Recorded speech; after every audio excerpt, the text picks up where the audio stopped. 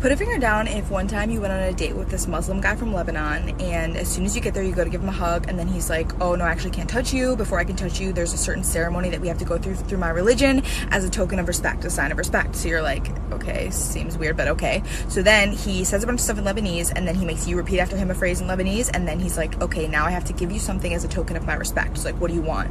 So you're like, okay, like a quarter, like you're just like, okay. So then he takes out a pen, he signs it, and he gives it to you. And then after that, he's like, okay, last for 6 months, now we can touch. You don't have to keep hanging out with me, but like we're good.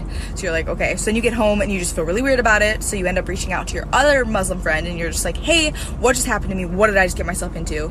And he immediately starts cracking up, dying of laughter. And you're like, okay. So then he finally tells you that basically you're married in the eyes of his God for 6 months to this boy that you just met. And it's his basically loophole so he can sleep with you and not have it be a sin in the eyes of his God. And then it gets weirder than that. Alright, so I think it's about time we get to this part 2. So, picking up where you left off, I am symbolically married to a man that I just met. And to be honest with you, I felt kind of weird about it, so I just let it fizzle. I didn't ghost him necessarily, but I just kind of let it die down.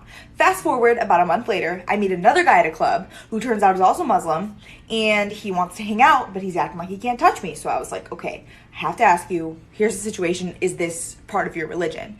And he was like, oh my God, yeah, how did you know about that? Yeah, I can't touch you if, unless we do this. And I was like, well, what happens if I'm already married to someone else?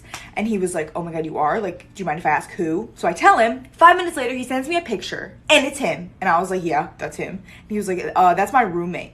So I was like, okay, yeah, I'm married to your roommate. So then he was like, well, do you mind if he calls you and like cancels the arrangement so that we can hang out?